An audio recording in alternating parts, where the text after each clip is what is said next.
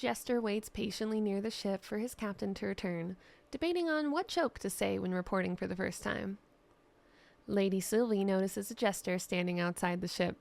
She rests her arms crossed on the edge of the raven's nest, taking a bite of her stolen apple and examining the man below.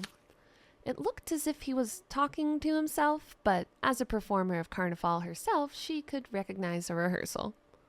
She took another drink of her stolen rum. Jester debates on bowing.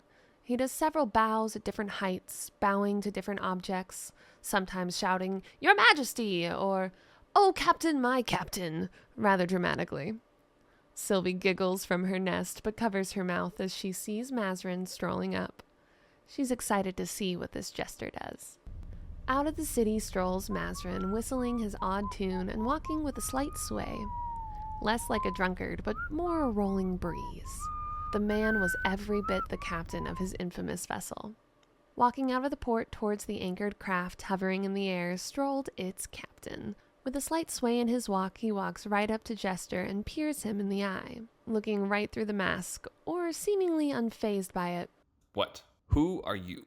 Lady Sylvie takes another swig from her stolen rum to hide the giggle from Jester getting caught practicing his bows. "Who am I? I am but a humble Jester, good captain. Allow myself to introduce myself." Jester takes a dramatic stance, right foot out, left foot back, left arm extended, right arm bent to the chest, knees slightly bent, bend at the waist, eyes looking forward. "I am known as Jester. I can use a bow and I can heal injuries. I'm looking to serve your ship?" Eyebrow arching. "A Jester named Jester. How simple." Tilting his head and taking a step back. "Archer is good. Healer is better. What god do you serve? What cause have you to ask me to serve on the Hawk? There are plenty of fine ships." That last word hissed with distaste. "In the port. Why mine?" Lady Sylvie's ears perk up, eager to hear a compliment about the ship. Takes another bite of her stolen apple. Jester retracting his bow to stand up straight. "No reaction to the bow? I thought it was a poor joke anyways. Not like I rehearsed it or anything, thinking you'd find it funny at all. You're absolutely right. There are plenty of, let me check my notes here, flying ships in the harbor in which you and I are standing in. As for the deity I worship, if you expect me to do some sort of crazy stance and yell praise the whatever," Jester waves his arms around as he says this, "then you will be disappointed immeasurably. I worship Felt Esther. I won't try to convert anyone, rest assured. I will just humbly ask no one bother me while I do what I must as a high priest. None of it will be deadly to you or your crew, but if you need help questioning prisoners, let me know. I am not just any Jester, but no need to get into that." "Captain! Where's my apples?" Lady Sylvie giggles and takes a final bite of her stolen apple. Waiting for the right moment, she tosses the apple core so that it lands directly behind Jester, making a small sound as it falls, making it seem like it fell from his bag. She then quickly hides from sight. "I've got what they had for ballista bolts from the market. Jester, is it?" "Yes, it is. And who are you?" "You ate my apples. My name is BoRàk the Bloody." "With what teeth can I eat apples? My face is an upper skull. Wipe the blood from your eyes. I take it back. It was a delicious apple. Had you there for a second, didn't I?" A bright smile cracks across Mazrin's face as it seems he was holding back a laugh. "It was a good bow. And bowed joke. Certainly have never been bowed to. Ever, I think." Looking up at the hawk, looking right at the crow's nest, squinting, then back to Jester. "Yes, she's one of a kind. Very well. Come aboard. Keep those arrows in that quiver unless told otherwise." Looking at the ever angrier BoRàk. "Easy, big guy. There are more." "Your head will make a good mantle." "I would not prod him. He might eat you. And that is not a jest." Saying with a wink. "How about I buy you some more apples? As an apology, BoRàk? We can call it blood under the bridge." "Be quick about it. The ship sails at nightfall, and I have a bottle of rum calling my name. He steps onto the platform above the great claw, holding the ship in place, and pulls a lever. The platform rises smoothly into the air and into the ship. Kaloo Kalay, we're off today! Like cabbages and kings. Lead the way, BoRàk. I'll buy you some apples, and hopefully something tasty for me. There should be some in the marketplace. Let's hurry. My stomach rumbles. For someone that has the word bloody in their name, I'm surprised you don't want, meat? Lady Sylvie giggles from listening to the show below and takes another sip from her stolen rum. She peeks over the edge of the raven's nest slowly to watch the two go off to the market. The ship hums slightly as Mazrin steps onto its deck, almost like it was acknowledging him. He walks along a railing, running his hand across the smooth redwood. Soon, girl. Almost under his breath before strolling into his cabin. Lady Sylvie moves to sit on the edge of the raven's nest, her legs dangling and kicking lightly. A mischievous grin across her face as she waits for what she knows is about to happen. Storming out of the captain's quarters, sword in hand. Someone is feeling really fucking brave today. Whipping, he's looking for the culprit. My more ladrona rum and my blanket. I will feed you to the sandworm itself, in pieces. Ophelia walks down the pier and to the side of the ship. Mazrin, what in the hell are you yelling about? Lady Sylvie lets out a giggle and takes another swig from the now half-empty bottle, continuing to kick her legs casually, watching the pirates storm about below. Capt, after talking with Jester, I don't believe the fool ate my apple. But he bought a bushel of red delicious apples. Pointing his sword in an accusing way. Somebody has a death wish and took my more ladrona rum. It was my last bottle. Leaning his head back and beginning to throw more curses to the void, he sees 2 dangling feet hanging from the crow's nest. Don't tempt me with a good time, Captain. Who the fuck is in my nest? Lady Sylvie pops her head over to look down at the captain. Your nest, huh? Takes a drink of rum. You have done a wonderful job with it. That's for sure. You smart pirate, you. Laughs as she steps onto the deck.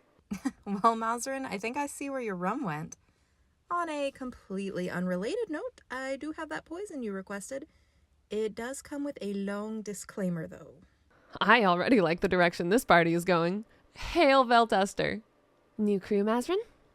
Lady Sylvie smiles down at the new people on board. Are we going to talk about what happened to the old crew? Ophelia looks at Jester with shock. Jester? What are you doing here? Oh, is that Lady? I think we met in the mists. Lady Sylvie laughs. Would you wait around 5 years for a captain who might not come back?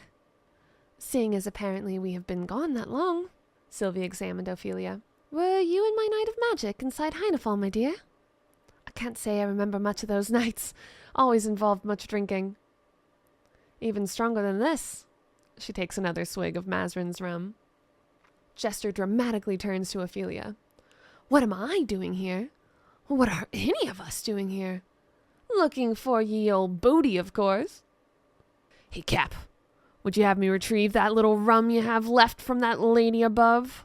Lady Sylvie, how'd you get on board? Fumbling with his hat. Did you paint that sign again? But yes, the old crew did not have the stomach for what happened beyond the mist. Looking towards Ophelia. What disclaimer? Patting the large man on the shoulder. No, my friend. She's much quicker than us both. And this ship is as much hers as it is mine. Sylvie shrugs. I got on board how I always do, Captain. Of course. Sylvie jumps down, seeming to almost glide from the feathers she has covering her body. I did paint it again. Thought maybe I'll make a bit more permanent room for myself on the ship. Figured you wouldn't mind. She smiles and hands Mazrin the almost empty rum bottle. Smiles and nods towards Lady Sylvie. Indeed I was. I understand that. There was never a sober night in the mist. Ophelia cracks a smile at Jester and then turns to Mazrin. She hands him a pouch of 12 vials that contain a pale yellow, almost clear liquid. Here are your paralysis poisons. The disclaimer is that they are made from cobra venom, and if you want them to be non-lethal, only put 1/3 of the vial in the drink. Any more than that will be deadly. Taking the bottle. I certainly don't mind you being on board, milady. Do you have anywhere in mind? Also taking the vials. Must they be drank to work, or could I coat an arrow with them? Why not your swords, Cap? Oh, you can code an arrow with it. I just didn't realize we were stabbing people from a distance. Up close and personal would be the way to go. Stabbing people from a distance, you say? I prefer to call it giving them more holes to breathe from. Wickedly smiling at all of them. You all know I'm very capable with the blade. But without revealing everything, they aren't for me. Oh, the one running around with 2 blades on the field of battle is suddenly saying they aren't for me? Jester starts running around, flailing his arms about, pretending to have a sword in each hand. That wasn't you, oh Capitan. I like him, Cap. Of course you do, BoRàk. Everyone loves a good jester. Good-natured, laughing at Jester's jab. Don't forget to spin. Have to spin. No, Grounders. The poison isn't for me to use. You'll see. Oh, 1,000 apologies. How could I forget to pirouette? I can't wait to see how this all plays out, though.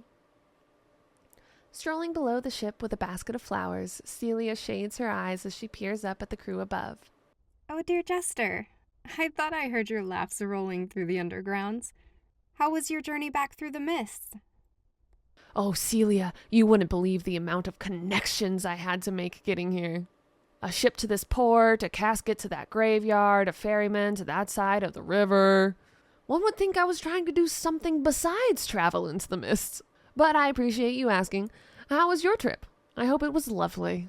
Djinn strolls his way down the pier with a noticeable rhythm to his step, as though he were thinking up new music and using his pace to keep time. He pulls up short upon noticing the 4 people who had not previously seen while in the tavern. Captain! It seems you've been busy since we left you. Runa will be a bit behind me. She mentioned needing to tie up some loose ends before sailing out. He makes his way up onto the ship, setting Runa's things somewhere safe before recognizing Lady Sylvie. Lady Sylvie! It's been some time. Did I owe you a song when we last met? I was just working on a new one while making my way here. Smiling. Djinn, you know me. Always busy. We've made some new friends, as you can see. Cap, where would you like these ballista bolts? Smiling up at Jester. My journey was not nearly as eventful as yours, it seems. Captain, a little bird told me you're setting sail for a relaxing pleasure cruise in the sky? Curtsies towards BoRàk and his armload of ballista bolts. And are looking for passengers. Looks like you have quite the guest list, I see. Smiles back at Celia Blaise. Smiling brightly at BoRàk. Good to see you again, friend. Good to see you as well. Your smile can brighten the night sky. Put him in the rack below. We'll test him later. To Celia. Passengers? No. Crew. Work, if you will. But if adventure is what you seek, this certainly is the place. Blushes at BoRàk's compliment and whispers under her breath something about the captain's lack of subtlety while chuckling. I'm always up for an adventure. Perfect. Do you have any skills to bring before the mast? Yes. Smiling brightly again. Haven't you heard? I light up the dark, she says with a wink. Capt, what about a little halfling hobbit? I plan to abduct this little blonde, blue-eyed devil. He could be a great distraction tactic. Silas strolls out of a back street, hood drawn, carrying a small satchel. Walks up the ramp, stopping at the captain. Reaches into his pocket and hands the captain his flask. I recommend you ask her nicely to come along. Your pirate crew could, at the very least, use some practice learning to keep what they take. Winks, drops the flask into his hand, continues walking towards the lower deck. Eyebrows raised in a feigned shock at the reveal of the flask, then grins at Mazrin and folds her arms in satisfaction. A young woman in a purple coat makes her way past a row of merchants hawking their wares along the edge of the dock. She stops ever so often to make a purchase, greeting the vendors as she does. Eventually she comes to the end of the row and her attention is diverted to a patch of flowers growing out of the wall. She examines them with great interest before finally picking one and carefully tucking it into a small pouch. Spotting the hawk, she hesitates for a few moments before adjusting her knapsack and continuing forward, taking the flask and eyeing it carefully. Damn quick about that, aren't you? Shrugs coyly. Does that mean you'd love it if I joined your crew? Smiles hopefully. I would love if you joined the crew, but can you stop stealing my flask? That's like asking a fish not to swim, I think. Laughing. It's okay, Jester. I can control myself. To Mazrin. I promise I won't take your flask again. Winks at Jester. I swear I heard someone say tonight. Was it just me that heard that? Then welcome to the crew. Looking around. Is that everyone? Holler if you're missing. Or dead. Is anyone both? Probably after next mission. Sounds like a good one, then. If you're missing a body, then you don't have a body to declare dead. It's like trying to declare a cat is both living and dead. Someone should write about this wild idea. It might be popular to have long talks about one day. That sounds like way too much thinking for someone like myself.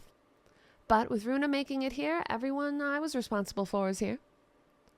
Djinn pulls his guitar around to his chest and begins to tune it a bit away from the group, applying a bit of the olive oil he got from Runa to the strings in the process.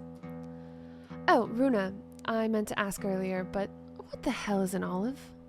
Runa crosses the gangway, surveying the assembled group, and flashes a hint of a smile. Hopefully no one on this crew is partial to killing cats. Hello, Jester. Turning to Djinn, I believe it's a fruit, but not a sweet one. Runa, my dear, it's been far too long. I feel like we are old friends at this point. Ophelia looks around at the crew. Well, Mazrin, you have quite the crew. How fortunate that I find myself friends with most of them. I couldn't agree more. To Jester, at least you can count on one person to laugh at your jokes. To Ophelia, fortunate indeed, though we seem to be missing some. Let's hope we don't go missing, and/or dead. If we do it then, it'll be quite the story. Looking at Runa. You seem to be missing someone else. Runa's knapsack shifts as though it's alive. Runa doesn't seem to notice as she turns towards Mazrin. You speak truly. My sister and I were separated in the mists. I have not heard from her since returning. Then maybe we'll find her. Who knows? After the mist, the world isn't what we left it. Turning towards the crew. Get your gear stowed. The sky calls to us all. Can you hear it? He walks to the stern and grabs hold of the large wheel. The whole ship seems to hum, low and deep. BoRàk, raise the anchor. The great ship rises into the air and turns northwest, pulling away from the port and on to its next location. Djinn picks a quick, jaunty piece of farewell to Port Nathair as the ship rises. Lady Sylvie returns to her raven's nest and bundles up in her stolen blanket for the ride. BoRàk looks over the ship's side. Cap, can you lower the ship? Keep her airborne, but enough to where I can jump down and raid that little farm and get us some eggs and meat. Chuckling at BoRàk, but pulls her shawl tighter around her, seeming to be a little nervous. I've never been this high up before. Looks over the edge, too. Thanks for playing, Djinn. Music is just what my soul needs right now. Smiling at Celia. Don't worry, you will get used to it. It took me a few trips and I only got sick twice. Takes a sip from her flask. As the ship comes to life, Runa finds her favorite spot along the rail to watch the action. It's a familiar commotion that she never grows tired of watching. Smiling sweetly at Ophelia for her reassurance. May I have a swig of that?